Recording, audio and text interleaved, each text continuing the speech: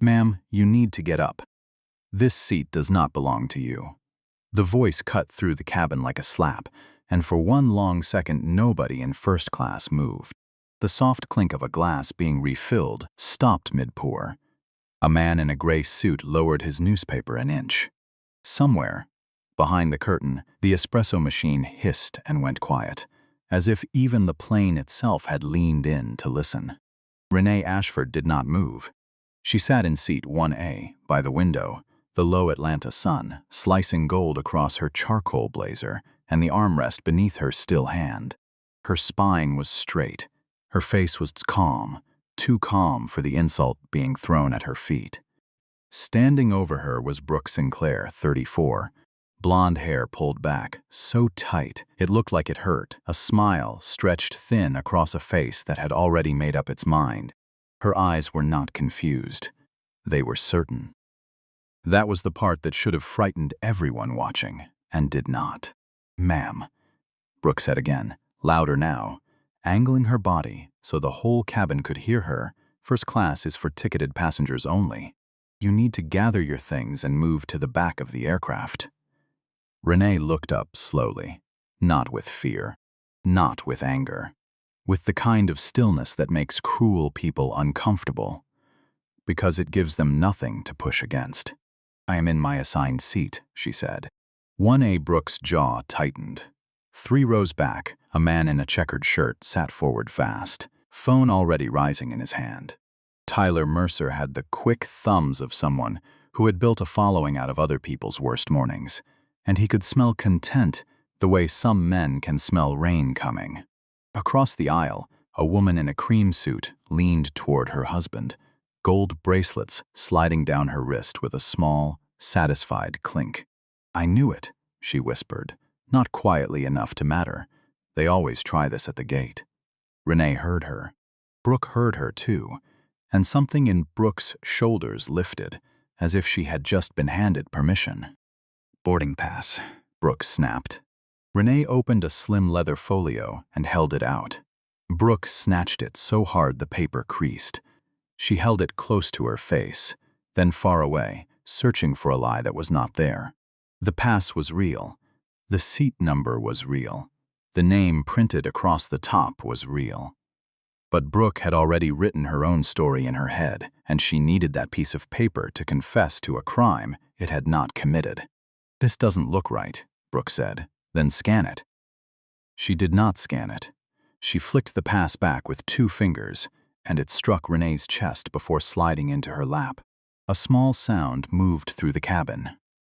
Not outrage yet, just the sharp intake of people realizing they were about to witness something they would not be able to unsee.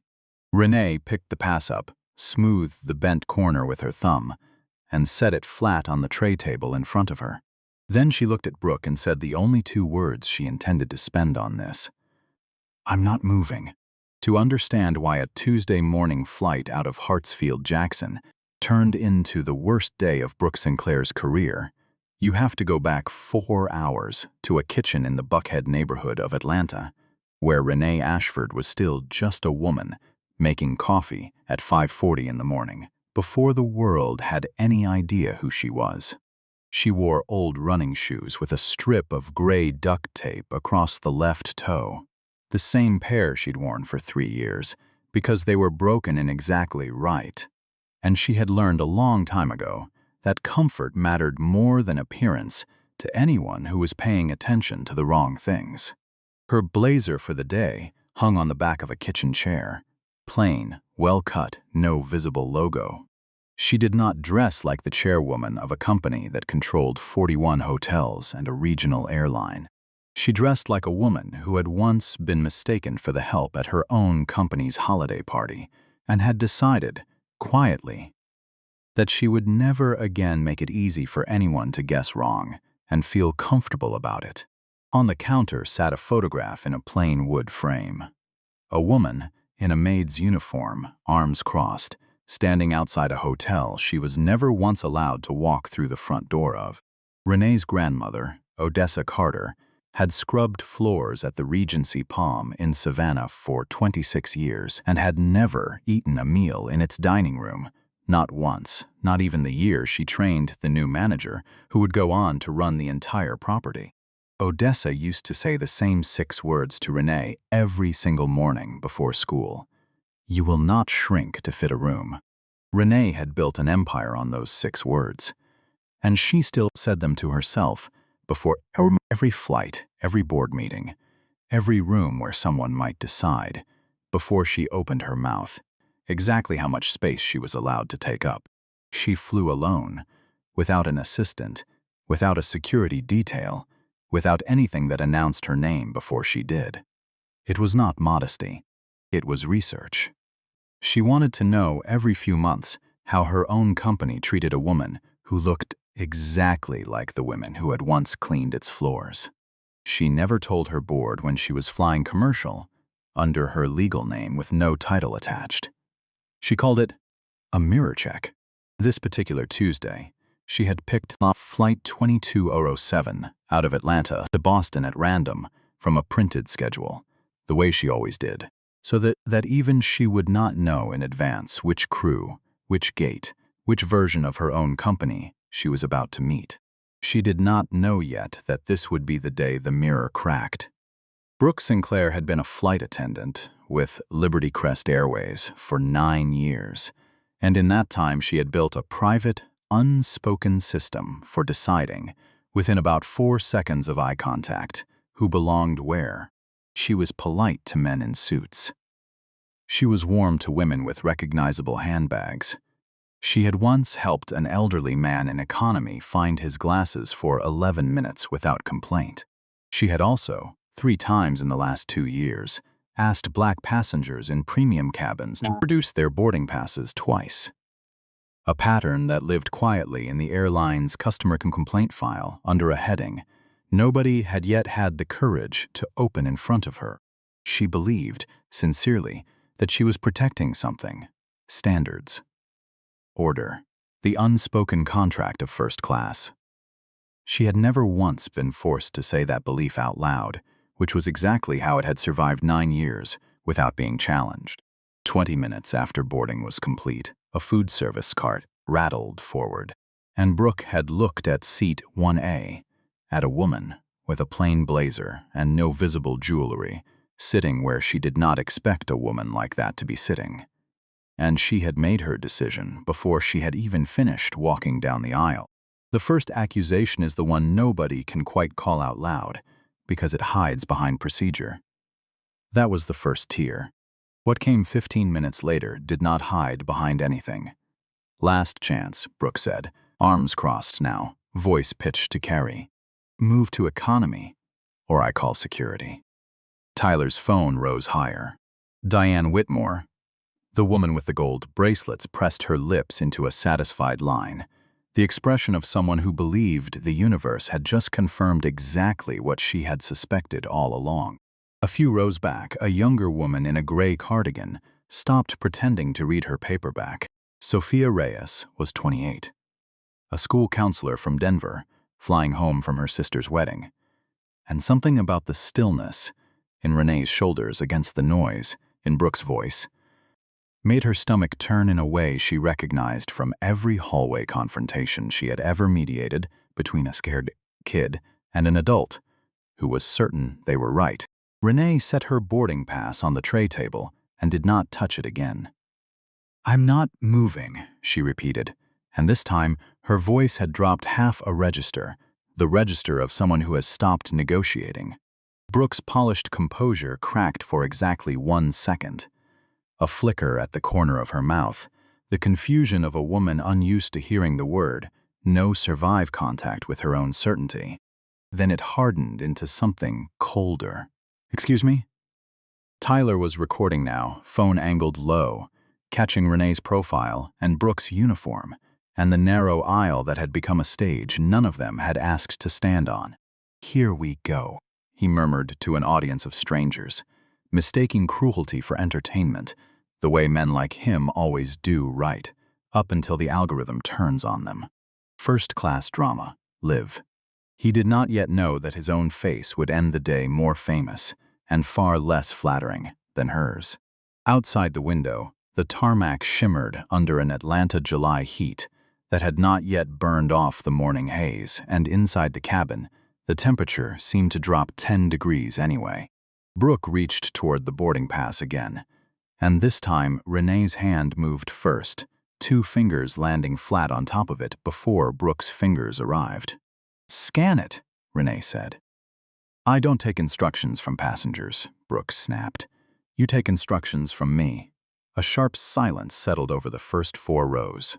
Sophia felt it land somewhere behind her ribs. She had seen this exact shape of moment before, just never at 35,000 feet. Person with a uniform and a badge deciding extra story before checking a single fact. Diane Whitmore leaned across the aisle, her perfume arriving a half-second before her voice, sweet with something meaner underneath. "Sweetheart," she said to Renee, "wouldn't it just be easier for everyone if you cooperated?" Renee turned her head, slow and exact. "Cooperating with a lie doesn't make it true." Diane's mouth opened, then closed around nothing. Brooke stepped closer, her shadow falling across Renee's lap. "That's enough. You're delaying this flight. We have paying customers up here who need to get where they're going." "I paid for this seat," Renee said. Brooke laughed, short and ugly. "That's what you keep saying." "No," Renee said. "That's what the record says." Tyler zoomed in, watching his viewer count tick upward in real time, feeling the cheap little thrill of being first to catch someone else's worst moment on camera. He did not ask himself, not yet, why his lens kept pointing at the woman sitting still, instead of the woman standing over her. Brooke tapped her headset. "Gate control. I need security on board. Non-compliant passenger in first class, refusing crew instruction." The phrase landed on the cabin like a verdict. Non-compliant. Refusing. 3 words with the power to turn a seated woman into a threat before a single fact had been checked. Renee glanced down at the phone in her lap. A single line had appeared on the screen. "Board notified. Legal on standby." She turned the phone face down without touching it again. Brooke noticed. "Oh, now she's texting people," she announced to the cabin, loud enough to be heard 3 rows back. Probably getting her story straight. A few nervous laughs rippled out, small and cowardly. Sophia stopped hovering over her phone and pressed record. But this time the lens did not point at Renee. It pointed at Brooke. The first security officer stepped through the aircraft door, Hassan with one hand resting near his belt, the other holding a small black radio, his eyes already tired in the particular way that comes from a decade of walking into other people's arguments. Officer Derek Coleman was 43, broad through the shoulders, a man who had expected the usual script the moment dispatch used the word non-compliant.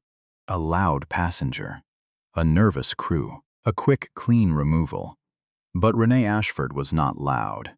She sat with her hands folded loosely in her lap, her boarding pass flat on the tray table, her breathing slow and even, and that stillness made the whole scene harder to read than he wanted it to be. Brooke moved toward him fast, almost grateful. "Officer, thank God. She's refused to leave first class. I've asked multiple times." Coleman looked at Renee, then at Brooke, then back at Renee. "Ma'am," he said, "we're going to need you to gather your things and step off the aircraft." A ripple moved through the cabin. Tyler kept filming. Diane leaned back with a sigh, as if order had finally arrived wearing a badge. Renee did not reach for her bag. For what reason? Coleman blinked. He was used to anger. He was used to panic. He was not used to a question delivered with the precision of a courtroom objection. "We need to verify your seat assignment at the gate. My boarding pass is right there on the table." Brooke cut in before he could answer. She's already been disruptive. She threw the boarding process off and refused crew instruction from the start.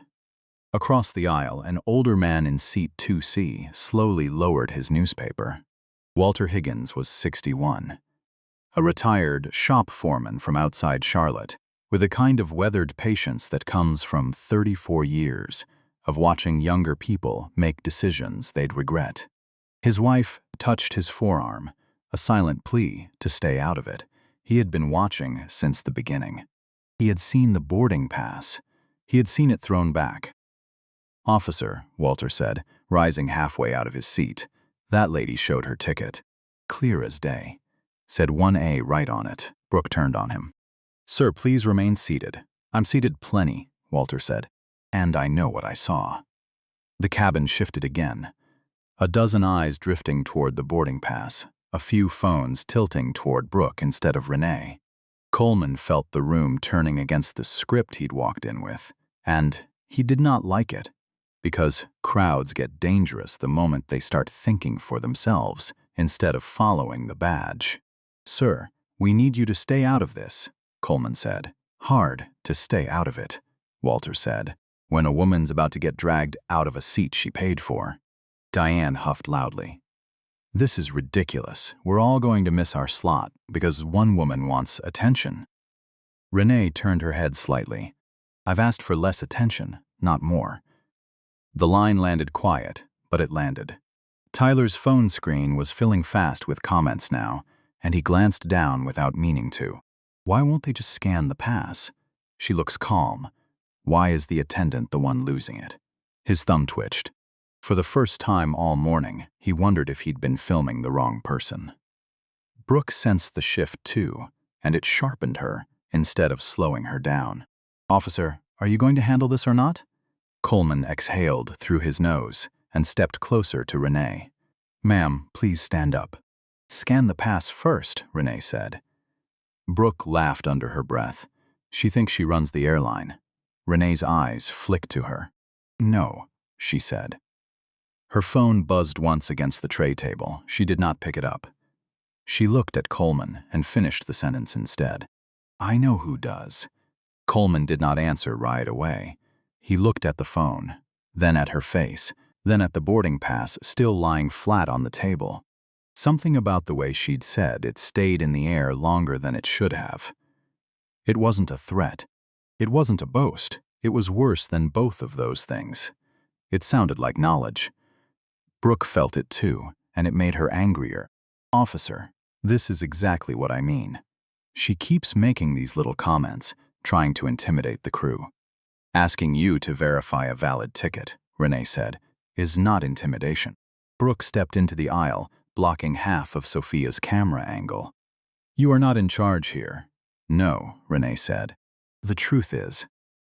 That was when Gregory Ashcroft came down the jet bridge at a fast clip, tablet clutched in one hand, tie slightly loosened from a morning that had already gone sideways twice before this flight. 51 years old, gray, at the temples, the kind of man who wore his title like a coat, 2 sizes too expensive for the job underneath it. He was the senior gate manager, called in because the aircraft was still parked at the gate, 11 minutes past scheduled pushback. "What's going on here?" Ashcroft said. Brooke got there first. "Mr. Ashcroft, we have a passenger in first class refusing to cooperate." Her documents looked suspicious. "I've already called security." Ashcroft looked at Renee for the first time. Just a scan.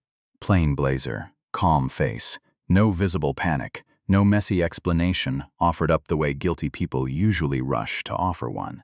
That stillness bothered him in a way he could not name and did not question. "Ma'am," he said, planting himself beside Coleman, "may I see your boarding pass and identification?" Renee handed over the creased boarding pass along with her driver's license, her hand perfectly steady. Ashcroft read the name. Renee Ashford. Seat 1A. He checked the license. Same name, same face. He opened his tablet and typed, and every tap sounded louder than it should have in a cabin gone this quiet. Brooke leaned in close to him, whispering. "We've had issues with fake premium tickets before, you know that." Ashcroft did not answer. His screen loaded. The ticket was valid, purchased directly through the airline's own site, checked in that morning, scanned at the gate without a single flag. For 1 second, Ashcroft felt the floor tilt slightly under him. Then, pride caught him before humility could. "Well," he said slowly, "the documents appear to match, but given the disruption we may still need additional verification." System irregularities do happen. Walter let out a short, bitter laugh. System irregularities. Her name's right there on the screen. Sir, please, Diane snapped. Let management handle this. Renee folded her hands in her lap. Mr. Ashcroft, you've confirmed my seat. I've confirmed the documents appear consistent, he said, adjusting his glasses. That's a very careful way of avoiding the words you were right. Tyler's phone dipped a few inches, his face changing in the glow of his own screen. The story he had started filming was no longer the story sitting in front of him. Brooke's cheeks flushed red. She's been hostile from the beginning. Renee turned to her, slow and cold. I have been seated from the beginning. The words hit harder than shouting ever could have. Ashcroft swallowed, glancing around the cabin and seeing, for the first time, how many phones were pointed his way, at Brooke, at Coleman. A minor service dispute had become evidence. He lowered his voice. Ms. Ashford, given the disruption, I think the cleanest path forward is for you to step off the aircraft while we sort this out privately. Renee looked at him for a long moment. Then she reached inside her blazer, and Coleman's hand drifted instinctively toward his belt. She paused, eyes flicking to it. Relax, officer, it's a business card. She drew out a slim black card holder, opened it, and set a single matte black card face down on the tray table. Before you make that decision, she said, get Captain Whitaker to this cabin. Ashcroft frowned. The captain has delegated cabin matters to ground management. Renee rested one finger on the card. Not this matter. Ashcroft stared at the black card, like it had turned the air around it dangerous. No gold trim, no printed logo, just heavy matte stock casting a small shadow across the tray table. What is this supposed to be? Brooke asked, and this time her voice had lost some of its certainty. Renee did not answer her. Instead, she looked past her, to Coleman. Officer, I'd like you to hear the rest of this from someone with more authority than I have in this moment. But before that happens, I want you to remember exactly what you were told to believe about me and ask yourself where that belief actually came from. Coleman said nothing. His jaw tightened. Ashcroft cleared his throat. Ms. Ashford, I'm trying to keep this flight on schedule. The captain doesn't need to be pulled into a seat verification issue. This stopped being a verification issue, Renee said. The moment your employee refused to verify, the cabin went still again. Coleman shifted his weight. He had seen bluffs before, angry travelers dropping names that led nowhere. Cousins of senators, friends of lawyers, brothers-in-law of news anchors. But Renee did not sound like a woman reaching for power. She sounded like a woman who had been holding it in reserve the entire time, the way some people hold their breath underwater, not out of fear, but out of patience. Brooke forced a short laugh. Unbelievable. Now she's got a mystery card and we're all supposed to be scared. Renee finally looked at her directly. Fear would be the wrong response, she said. Accountability would be better.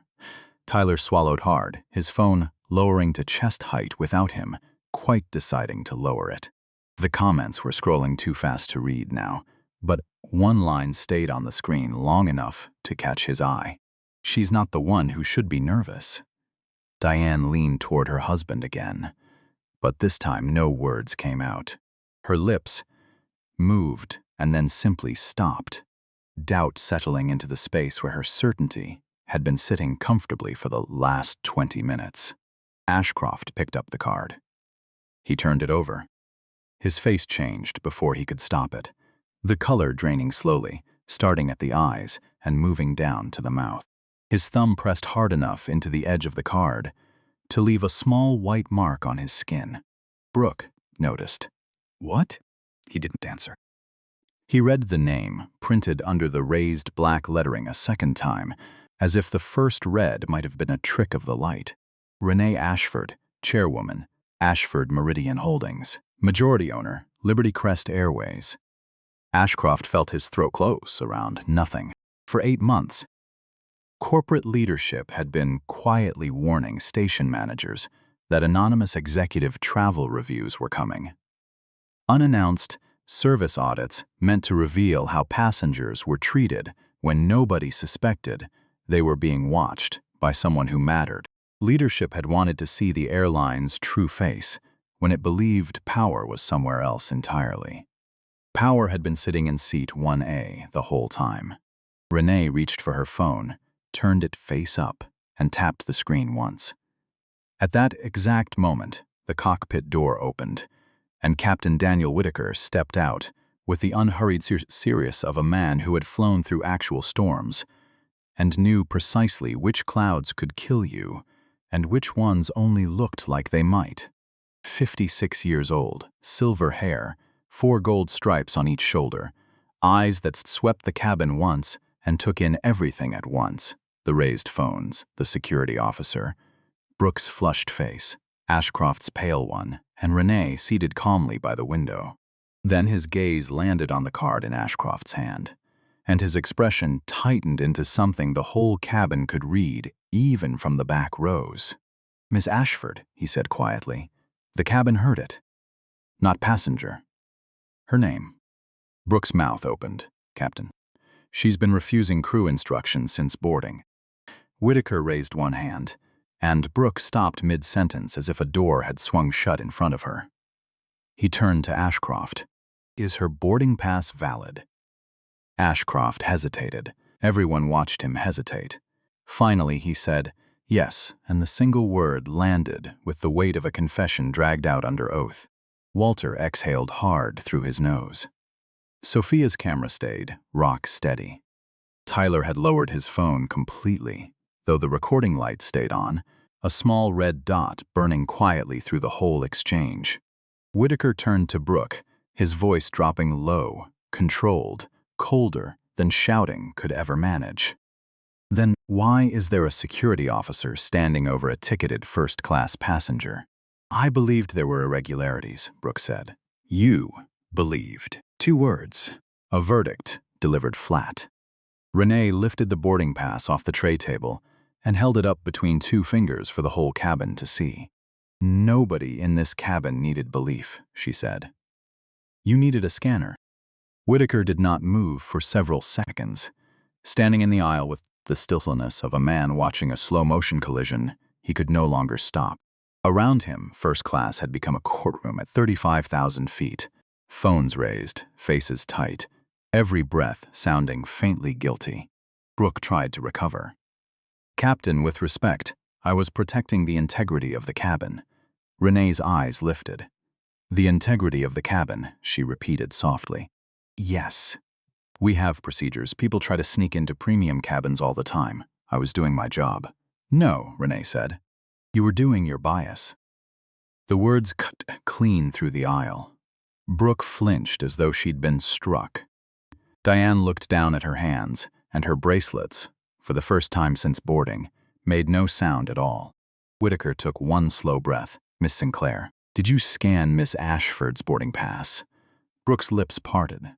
"I inspected it." "That was not my question." The cabin sharpened around them, every phone angling a little tighter. Brooke swallowed. "No." Whitaker turned to Ashcroft. "Did you verify it?" His face had gone gray. "Yes, Captain. And was it valid?" "Yes." "Then why did you recommend removing her from this aircraft?" Ashcroft adjusted his glasses, fingers trembling against the frame. "Given the disruption, I believed it would be better to resolve the matter off the aircraft." Renee leaned back slightly. "There it is," she said. She turned to Whitaker. "A passenger is accused with no evidence. The evidence proves she was right all along. And instead of correcting the accusation, your staff tries to remove the passenger to protect the comfort of the people who accused her in the first place." No one spoke. "That is not customer service," Renee said. "That is institutional cowardice, and it has clearly happened before, because it happened this smoothly."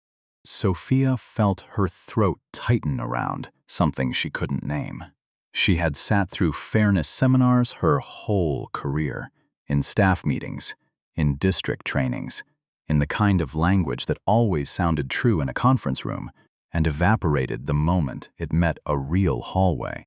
She had rarely watched someone name the exact shape of the thing, while it was still happening in front of her.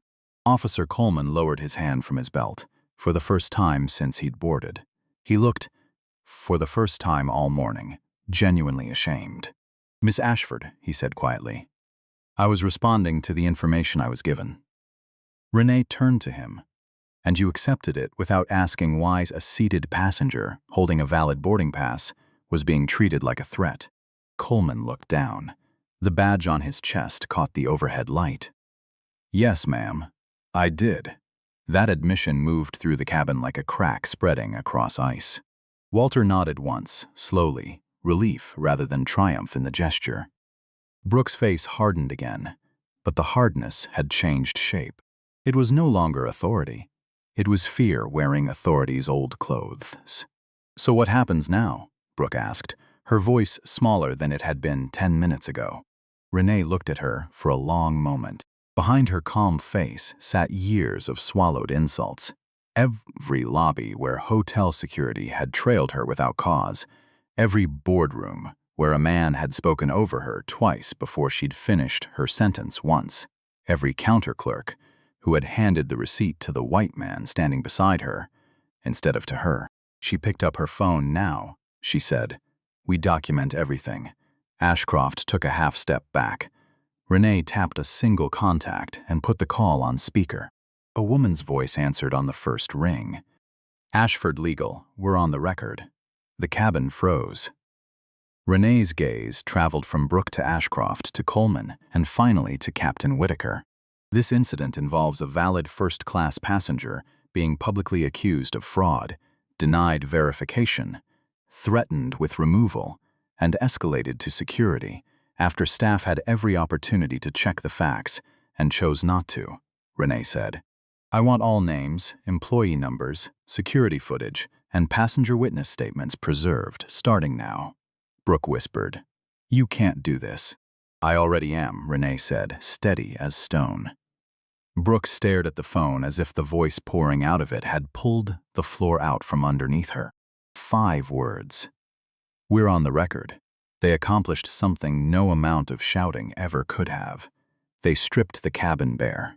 Ashcroft turned his face slightly away from the passengers, but there was nowhere to hide from a dozen cameras. Captain Whitaker stepped forward, his voice low and heavy, with a weight that came from 29 years of command. "Ms. Ashford, on behalf of this crew, I apologize." Renee did not soften. "Don't apologize on behalf of people who haven't told the truth yet." Whitaker's jaw tightened, but he nodded. He understood command. He also understood failure. And this failure had happened under his authority, on his aircraft, with his name on the manifest. Brooke shook her head. "This is being blown out of proportion." Walter turned in his seat. "You accused her of sneaking into first class in front of 30 strangers. Sir, stay out of this." "No," Walter said, his voice rising now, rough with disgust he no longer bothered to hide.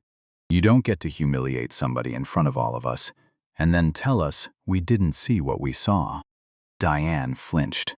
For the first time since boarding, she looked smaller than her jewelry, smaller than her handbag, smaller than the certainty she'd worn like perfume for the first half hour of the flight. Renee's legal counsel spoke again through the phone. "Ms. Ashford, do you want an immediate executive hold placed on the flight?" Cabin went cold. Ashcroft's head snapped up. "An executive hold." Renee's eyes stayed on Brooke. "Not yet," she said. Brooke exhaled, almost relieved. "First," Renee continued, "I want the facts stated clearly, one at a time, in front of everyone in this cabin." She turned to Whitaker. "Captain, is my boarding pass valid?" "Yes." "Was I seated in my assigned seat the entire time?" "Yes." "Did I raise my voice, threaten anyone, or refuse a lawful safety instruction at any point?" Whitaker's eyes flicked briefly toward Brooke. "No." Renee turned to Ashcroft. "Mr. Ashcroft, after confirming my documents were valid, did you still recommend removing me from this aircraft?" His mouth opened, closed, opened again. "Yes," he said quietly. Renee looked at Coleman. "Officer, did you ask me to leave before you had personally reviewed a single document?" Coleman straightened, shame moving across his face, like a shadow crossing a wall. "Yes, ma'am, I did." Then Renee finally turned to Brooke, and the whole cabin seemed to lean toward the two of them at once. "And Miss Sinclair," Renee said, "did you scan my boarding pass before accusing me of fraud in front of a full cabin?" Brooke's lips trembled. "I made a judgment call." "No," Renee said. "You made a judgment. There's a difference, and that difference is the whole story." No one moved. Whitaker closed his eyes for half a second, then opened them with the weariness of a man who understood the damage could not be folded quietly back into silence. Renee lifted the phone slightly. "Counsel, preserve all available passenger footage and notify corporate compliance. I want an internal civil rights review opened before this aircraft leaves the gate, and I want it to include a full audit of prior complaints filed against this crew member." Brooke whispered. "Civil rights. Yes," Renee said, "because dignity is not a courtesy that gets extended when it's convenient. It's a right, and it doesn't stop being one just because you were having a busy morning." That was when Diane Whitmore, the woman who had whispered first, slowly raised a hand to cover her mouth. "I didn't know," she said, barely audible. Renee turned toward her. "You didn't need to know who I was," she said. "You only needed to know I was a person."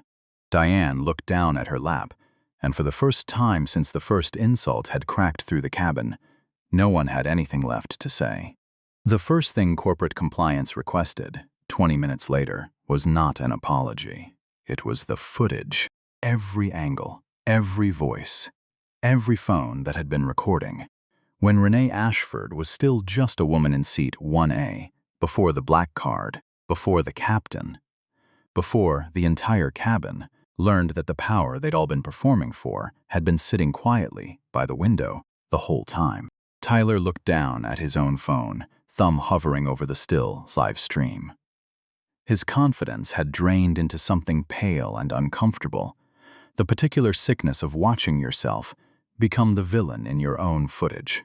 "I can send mine," Sophia said, her voice small but carrying. Renee turned to her. "Thank you." Sophia swallowed. "I didn't start recording right away. I should have started sooner." "You started the moment you understood," Renee said. "That's what matters." Those words almost broke Sophia, not because they were soft, but because they were fair, and fairness had been in short supply in that cabin for the better part of an hour. Walter raised his phone too. "I didn't get much, but I'll give a statement. I saw the pass. I saw her throw it back." Brooke's head snapped toward him. "I did not throw anything."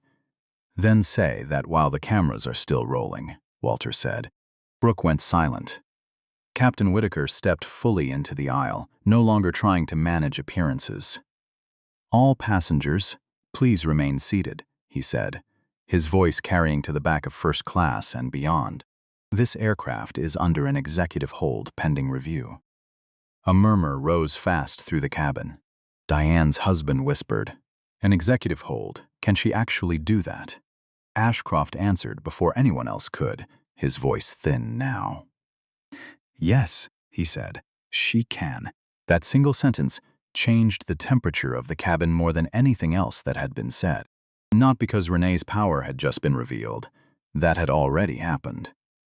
But because everyone in that cabin, now understood exactly how close they had come to watching a woman dragged off an aircraft she legally owned a controlling stake in, while the people responsible smiled and called it procedure. Renee stood for the first time, the movement slow and deliberate. She smoothed the front of her blazer, picked up the creased boarding pass, and held it in her hand. Brooke took a step backward without meaning to. Renee noticed. "So now you understand space," she said. Brooke's face tightened. "I was following training." "No," Renee said. "You were following instinct. That's the actual problem, and training was never going to fix it, because nobody ever asked you to look at it directly until right now." Ashcroft rubbed a hand over his mouth. "Ms. Ashford, we can resolve this quietly, off the record, without dragging the airline's name through this." Renee's eyes cut to him. You had privacy when you checked the system and saw the ticket was valid. You used that privacy to protect the accusation instead of the truth. You don't get privacy twice. The words landed visibly. His shoulders dropped.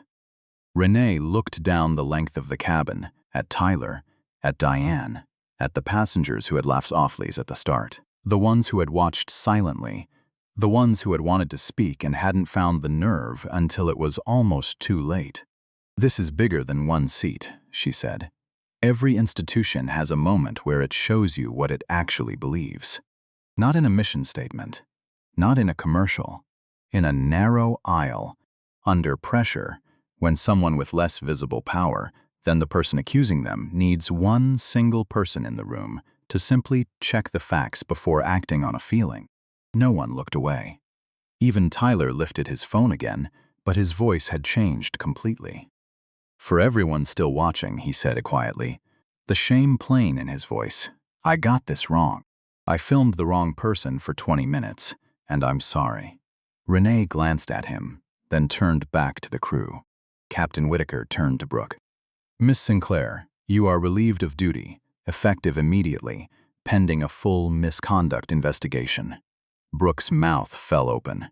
"Captain, you can't just—" "I can," Whitaker said, "and I should have stepped in the moment I heard raised voices in this cabin, not 25 minutes later. That failure sits with me too. That admission stunned the cabin more than the order itself had." Brooke's eyes filled, but the tears did nothing to soften what she'd done. They only proved that consequences had finally arrived, somewhere they could not be talked out of. Renee sat back down in seat 1A. The leather creaked softly beneath her weight. Her boarding pass rested in her palm, still bent, still valid. "Captain," she said, looking out the window at the haze finally starting to burn off the runway, "now we can begin telling the truth all the way through." Over the next hour, the truth arrived in pieces, the way it usually does, a boarding pass on a tray table, a trembling witness holding up a phone with shaking hands, a security officer admitting out loud that he had acted before checking a single fact, a gate manager confessing that valid documents had not been enough to stop him from recommending a woman's removal anyway, a captain standing in the aisle, finally understanding that authority, without the courage to use it early, is just another kind of failure wearing a nicer uniform. Gregory Ashcroft spoke quietly into his tablet, reading off employee numbers, gate codes, and timestamps to corporate compliance on the other end of the line. His voice cracked once when he reached the words "passenger misidentification incident," and he knew, saying it out loud, that the phrase was far too small for what had actually happened in that cabin. Everyone within earshot knew it too. Walter gave his statement from his seat, plain and unembellished. "She showed the pass first thing," he said. "First thing she did was offer proof. First thing they did was doubt it anyway. Sophia sent her video file with fingers that would not quite stop shaking. When the upload bar finally hit 100%, she closed her eyes for a moment and thought about the students she counseled back home in Denver. Kids who watched adults closely, who learned early which grown-ups believed them and which ones never would, no matter what they said or how calmly they said it. She wondered how many of them would grow up to sit exactly where Renee had sat that morning. Tyler ended his live stream at last, not because the story was over, but because he finally understood he had never been a neutral witness. He had been part of the pressure the whole time, turning a woman's humiliation into content before he'd bothered to learn a single fact about her. He stared at the dark reflection of his own face in the powered-down screen and did not like what looked back at him. Diane sat rigid across the aisle, eyes wet, mouth pressed into a thin line. Her husband whispered her name once, but she didn't answer. She kept hearing Renee's voice saying, "You only needed to know I was a person." And that sentence had followed her into a place no quick apology was going to reach easily. Captain Whitaker walked to the front of the cabin and picked up the intercom. His hand steady, even though his voice carried the weight of a man, choosing hard truth over easy comfort. "Ladies and gentlemen," he said, "this flight is currently under review due to a serious service and conduct failure involving a ticketed first-class passenger. We will provide further instructions shortly. I'd ask every person on this aircraft to remember, going forward, that patience was not offered equally today, and that matters." The cabin fell quiet. Renee looked out the window at the sky, turning from haze to a clean, hard blue, the kind of morning light that makes runways look almost forgiving if you manage to forget how much cruelty can happen before a plane ever leaves the ground. Her phone buzzed once more against her palm. Ashford Legal. Preliminary review opened. Board notified.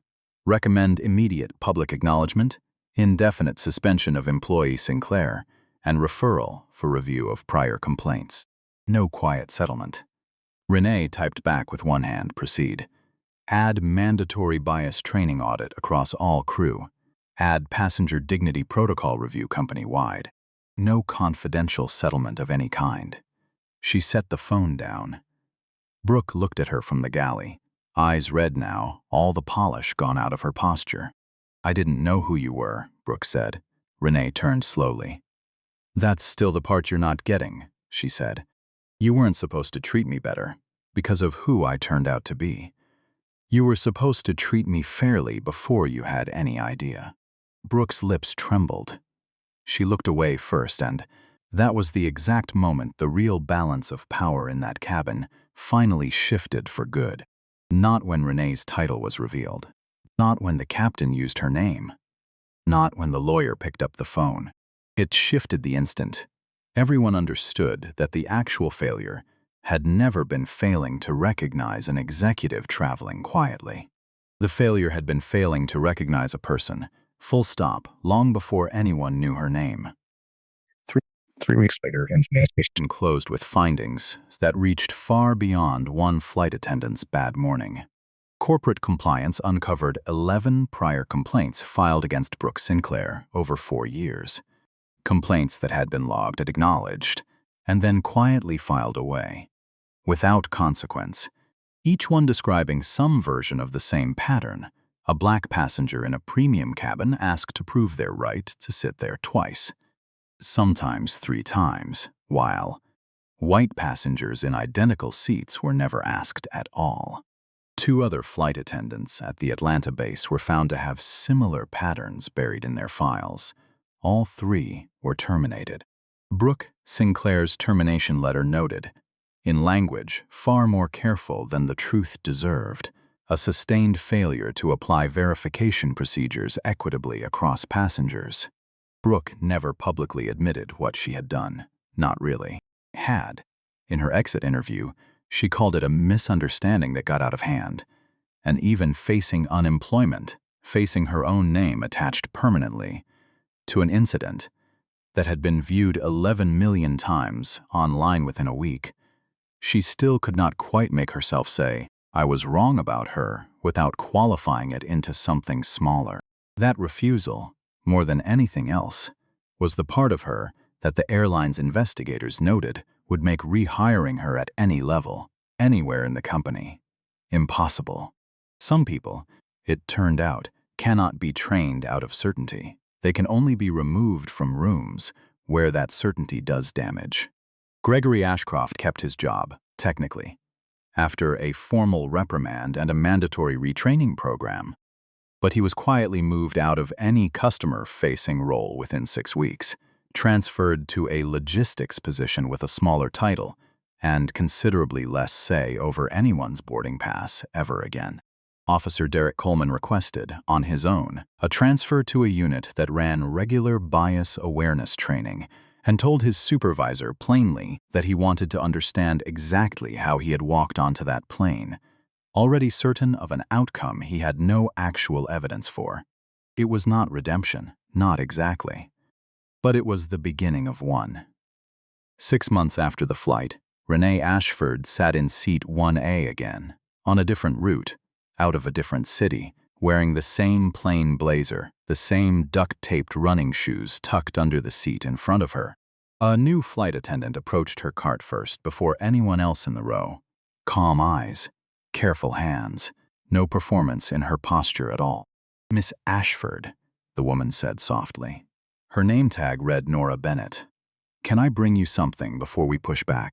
Renee looked up. "Just water," she said. "Thank you." 2 simple words, no performance. Just dignity, meeting dignity. The way it always should have been, the way it now was, quietly, in an aisle that had once held nothing but a woman's calm refusal to be moved out of a seat she had every right to sit in. Somewhere over Georgia, the plane leveled off into a clean, easy climb. And Renee Ashford looked out at the wing catching the early light and thought about her grandmother, who had scrubbed the floors of a dining room she was never once invited to eat in, and who had told a little girl, every single morning before school, that she would not shrink to fit any room built too small for her. She hadn't, and because of one ordinary Tuesday morning flight, a lot fewer people after her would ever have to either.